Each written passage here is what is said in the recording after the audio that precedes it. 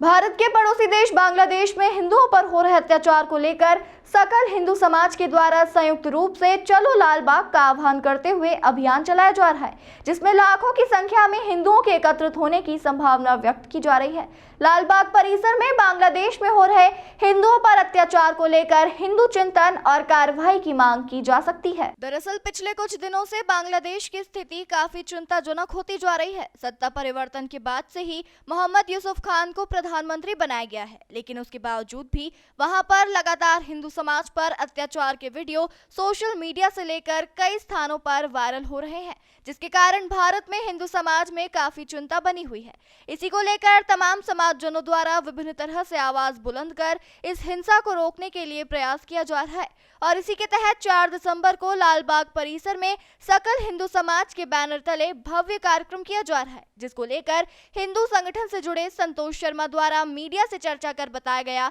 कि हिंदू समाज को एक होना है और हमें जिस तरह से पाकिस्तान और बांग्लादेश में हिंदुओं पर हो रहे अत्याचार के मामले पता चल रहे हैं, उसकी अंतर्राष्ट्रीय स्तर के पटल पर उसे रखने की आवश्यकता है और जो सेलिब्रिटीज और अभिनेता पिछले दिनों अपने सम्मान चिन्ह वापस कर रहे थे, उन्हें इसके लिए बोलने की आवश्यकता है। इसी के साथ उन्होंने कई तरह के आरोप भी लगाए हैं। तो वहीं हिंदुओं को एक होने के साथ भारत सरकार से मांग की है कि भारत सरकार उचित कदम उठाते हुए सनातनियों को बचाने के लिए कदम उठाए। सनातन का हिंदुत्व एकत्रीकरण कल देखने को मिलेगा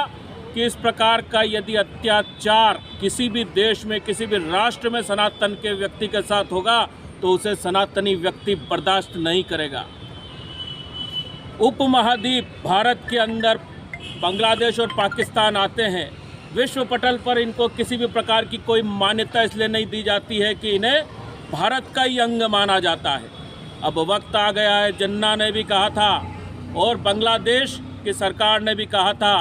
कि यदि ये दोनों देश की सरकारें यदि देश नहीं चला पाए तो अब भारत सरकार का ही इस पर नियंत्रण होगा। अब वक्त आ चुका है, हमारी सबकी सनातनियों की, हिंदुओं की माननीय नरेंद्र मोदी जी से अपील है कि अब वो अपना भारत सरकार के रूप में कदम उठाए और जो सनातनियों पर, हिंदुओं पर जो अत्याचार बांग्लादेश और पाकिस्तान में भी हो रहा है उसे वहाँ पर तिरंगा झंडा लहराए उस राष्ट्र में और वहाँ की सरकार को अब अपने अधीन करे और पूरे विश्व को एक संदेश दे कि भारत कमज़ोर नहीं है, भारत कमज़ोर नहीं था और यदि हिंदुओं पर और सनातनियों पर इस प्रकार के अत्याचार होंगे तो ये हिंदू राष्ट्र जो है भारत, उसकी सरकार अब कदम बढ़ाएगी, नहीं रुकेगी। कई लोग जो सेलिब्रिटी हैं वो अलग अलग विषयों पर तो पोस्ट सोशल मीडिया पर कर देती है, वहाँ बांग्लादेश को लेकर क्यों नहीं कर रही, क्या कहना चाहेंगे? देखिए, विषय है हिंदुओं के एकत्रीकरण का और रही बात जो सेलिब्रिटी की जो आप बात कर रहे हैं, उन्हें बनाते ही हम लोग हैं और यदि वो ऐसे बयान समय समय पर करते हैं कि इस देश में हमारा दम घुट रहा है तो एक बार ज़रा जाकर अपनी आँखों को खोल कर देख ले